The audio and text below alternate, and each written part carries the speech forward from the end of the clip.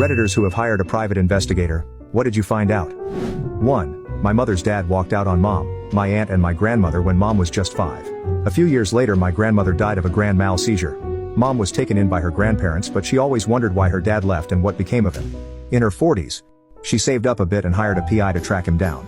Turns out he moved over time from Pittsburgh to California where he wound up in prison for armed robbery and so other violent crimes.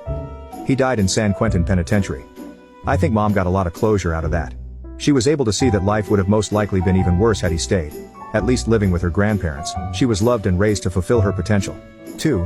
My grandmother's first boyfriend after my grandfather died said he was a retired cop and a veteran. They enjoyed dancing to country music together and bought a new car, in her name though, even though she can't drive anymore. My uncles hired a PI turns out.